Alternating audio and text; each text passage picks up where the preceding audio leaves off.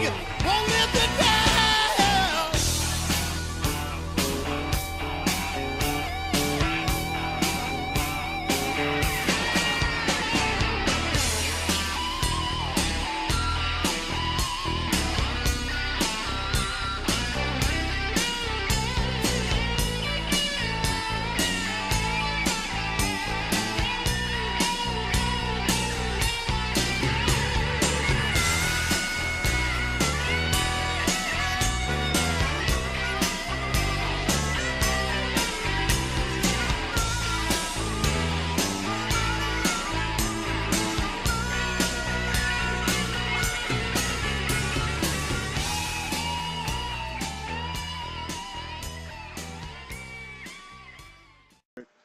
Hi everyone, I'm Frank here. I'd like to welcome you to the show. We've actually released this before, but we're going to do it again with no music in the title.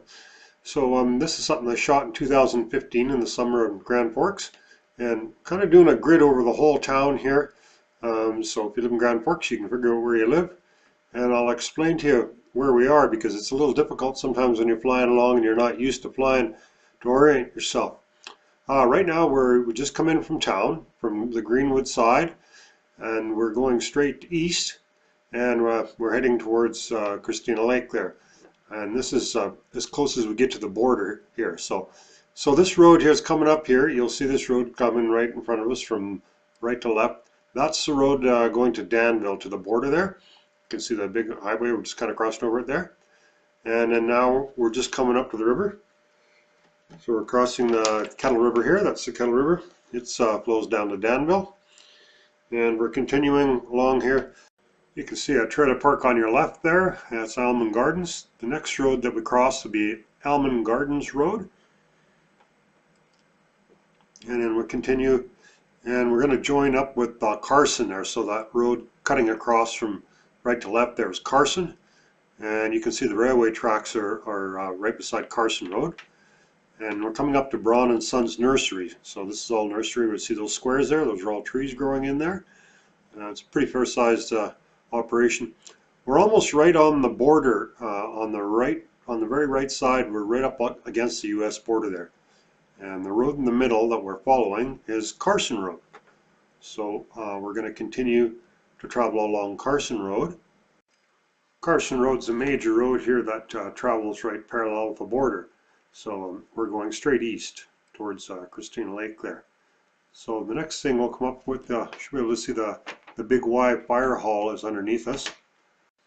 And Pacific Abrasives is right in the middle of the road there.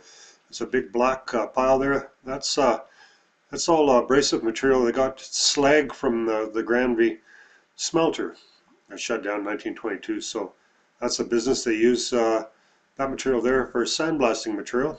They ship all over Canada on a rail line. That's the rail line comes into Pacific Abrasives there and hauls slag away and use it for sandblasting.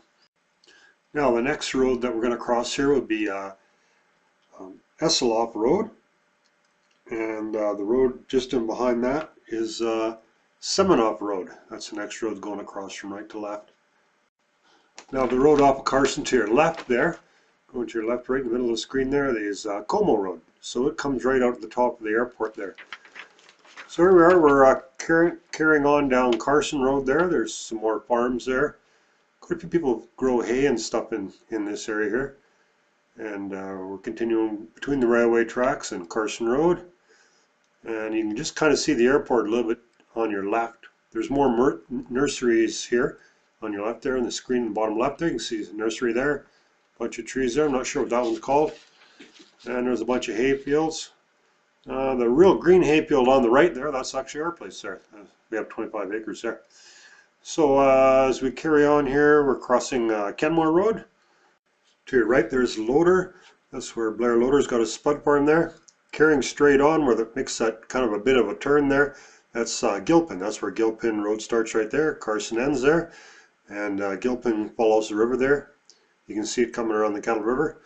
And we're still continuing on to the east. Now that little peninsula we're just crossing there, we're getting into the nursery area now. So that chunk of land there's nursery. The river down here is really nice for tubing. Lots of people go tubing down here in the summertime. So we're in the nursery area there, and the road we're following there, to the left of the river there, is that South Nursery. Gilpin is on the very right on the other side of the river. So now we're coming up to the bridge there. Not sure what that bridge is called, but it's where Gilpin Road ends there. And you can see the bridge is straight ahead of us. And that's the last bridge where you can get across the Kettle River before you get to Cascade Falls. So we're continue on. We're going to follow the river there, and then we're going to swing around and make a turn here. So the road that's kind of to our left there, that's crossing to the left there, on the left of the screen there, is called Whitehall Road. So we come around, we're going to kind of follow the road up here. Starchuck Road is right underneath us, and we're just under the fire hall there. So now we're continuing on to the west there. We're going to try to go kind of parallel to where we just came from. So we're heading in the opposite direction we were before we first turned.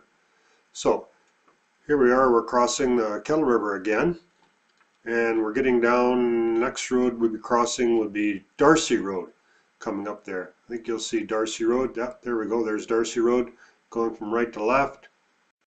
That's Darcy Road, and as you can see, we're coming up to the airport again here. That's the approach for the airport. The next road we're crossing is Kenmore again. Our place is on the left there, a nice green field there. We're following along. The road we're traveling along now is called Cameron Avenue, and we're going to continue along Cameron there. There's International, crossing the International there, and continue on Cameron Avenue. The road at the end of the runway there is called Como. So Como, we'll be crossing Como, and then the next thing we head over is the Kettle River again. It's a little confusing. The river winds all over the place there, so don't try to orient yourself using the river. And across the railway tracks there as well. Now we're going to be crossing 12th Street right underneath us there. That's 12th Street. And after 12th Street we cross 18th. And away we go across the river again. Now we're going to be following Almond Gardens Road. Almond Gardens Road is going straight west, and we'll come up to that bend in the river there. And the one on the left there would be Cooper, right where it's close to the river there. Cooper is to the left there. Now we carry on down Almond Gardens. Morrissey Creek Building Supplies is underneath us there. And we carry on to Spraggett. Spraggett's the road going right to left there. It goes across the bridge to the very right. And there's a big chunk of wood in there. And we'll just continue on. You can kind of see Braun and Sons again way on your left there that we saw in the first pass. I'll have to catch my breath here. Things move pretty quick at 80 miles an hour. Up ahead, the highway comes down and it almost touches the river there. You can kind of see in the right there. It's coming down quite close to the river. We carry on to the west there, following the river. Cemetery is right along the river there on the right side between the highway and the river. And the next road we come up to would be Canning Road. And it's going straight west. You can see Rilkoff's to your left there, that big building, and then be the road going to the US border there. So we're kind of following the highway again. We're actually kind of following Canning, but the highway is a little bit to our left. We're carrying on straight to the west there. The next road we'd be crossing would be Spencer, would be the very last road, but we're going to make a turn before we get to Spencer because we're getting to the hill here and we don't run into the hill. So we're going to swing around and start heading back to the east again. So the road that's kind of below us that we're going to be following will be Victoria Road. Reservoir's going, we're crossing Reservoir, but we're following Victoria. You can kind of see the rail trail a little bit to your left there where the railway goes along the bank there. It's an old railway that's abandoned. Just a beautiful trail to walk along there. Continuing down Victoria, gets to kind of a pinch point there. There's not one between the highway and the rail trail there. There's a green field to your left there. Now we're going to start kind of widening out a little bit as we move away from that mountain. Along the highway. The next road that comes off the highway to your left there is called College Road, which makes that kind of a turn there, and it's still called College Road. So we're crossing College Road, and then we're going to kind of follow between the highway and College Road. So College Road kind of comes to right back to the highway again, and that's Silver Road that crosses it there. So the next main road that we're getting to is there's Spraggett, where the bridge is there. and to your left is North Fork Road that goes up to North Fork. So now we're just kind of getting over Extra Foods is that building there on your left there with the green on it. That's where Extra Foods is. And the road behind Extra Foods is called 68th Avenue. So we'll follow 68th Avenue straight east again. The river's kind of on our right. We're between 68th Avenue and the river. We're heading kind of more towards the downtown area there. It gets a little bit more congested there. I'm not going to try to name all the streets there. I'm flying too fast for that. If you live there, I'm sure you know what they're called. Coming up to the cemetery, that's a big green chunk there. There's a bit of a slough there. I'm not sure if that's called either. And as we're coming up, we're going to be coming close. So you can see up on your left there, there's the Black Train Bridge here, crossing the bridge. Crossing the river there, and it's into the Ruckle area there. On the other side of the river, on your left there, is Interforth, Sawmill, and Grand Forks. Ruckle area is between the airport and the Interforth, between the log yard there. Must be a pretty noisy place to live. So we're following along the airport lands. The next road we'll be crossing will be 2nd Avenue. We'll be crossing 2nd Avenue. On the other side of 2nd Avenue will be the Public Works Yards and Roxall. Roxall's more to your left there. They got that big stack there. That's the other major employer in Grand Forks there. And they make insulation out of rock, actually. It's kind of a unique process. It's got some of it in the shop there. Works pretty good. Non-flammable insulation. Little plug-in for Roxall. So now we're following along Sagmore, which turns into Kenmore again. So there's another piece of Braun & Sons Nursery straight ahead of the corner of Sagmore and Kenmore there. Now we're going to make a sharp corner, and we're pointing to the north right now, so we'll swing around and we'll be heading west again. This is the highway coming into town here we're following. There's another bridge crossing the river at 68th Avenue, and Roxall's right underneath us there. Kind of a pretty good view of Roxall there, and the mill will be in behind Roxall. So we're continuing on straight west, go over the Interfor again. A pretty good view of the mill here. The river's on our right, and the downtown core is more on our right. City Park's there. Pretty nice place to go down the river there and sit in the water there on a hot day. Beautiful warm water there. Lots of people tube along through here. Some put into the North Fork and come out there. There's a Black Train Bridge just right underneath us there. That's a Brandon Rail Trail. You can go across that bridge there and follow that path all the way through town there. It's a beautiful walking trail. And they connect to rail trails going all the way to Christina Lake and going all the way to Midway and Eholt. Big white building there in the center there, that's the rink. We're following the highway again. The highway goes right past the rink there, between there and the park. And there we are heading off to the west again here. There's a big field there. They've grown to grow asparagus in there. They just fenced it all off for the deer. The deer just torture us here. They get into everything if you don't have a fence around them. Anyhow, so there's the road going across to, that's the North Fork Road. We're across the North Fork Road here. And the highway's to our left again. That highway's going to Greenwood.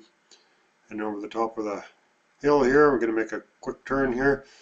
These big hills are kind of a bit of a hazard to navigation there. They have beacons and stuff on them. Not too many people land here at night here, but if you're familiar with the area, it's safe to do so. We're flying over a concrete plant here and a gravel pit there. And that's the North Fork Road again, going from right to left there, with the cars traveling along it. You can see the hospital and the helipad to your very right, top corner there. That's where the hospital is, where you'd land with a helicopter if things go real bad for you. Carrying on there, we're going to cross Donaldson Road there. There's a couple of card locks on Donaldson Road. They're kind of a big road right in the middle there, going crossways. And as we carry on, we're going over a residential area, and high school will be coming up there on the right. Now we're heading back to the downtown area, crossing 17th Street, and we're traveling along 77th Avenue. Last road, there's Boundary Road, and actually that's the high school, that square you see there, that big square there. So a little confused, that happens sometimes. So we're heading back over the downtown area. The observation mountain would be to our left. Kind of a pretty cool hike up there. Interesting little walk up there, heading down through the downtown area.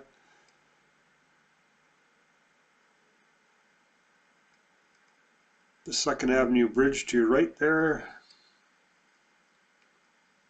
To your left is the number 3 highway crossing the bridge there, the Omega restaurant just across there, just past the bridge.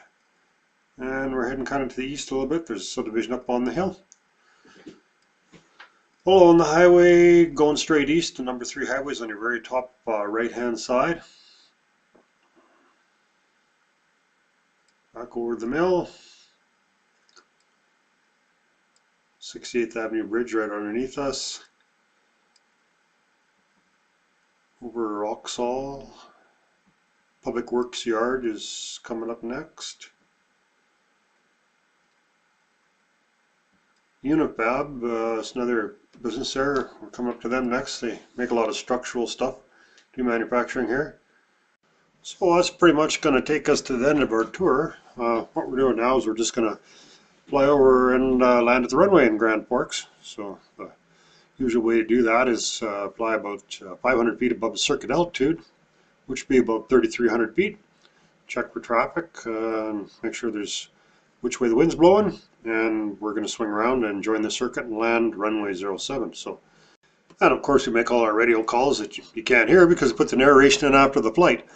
So yeah, we're going to swing around. We'll get down to circuit altitude after we're on our base, and we'll make a landing here. I'd like to thank everyone for taking the time to have a look at this.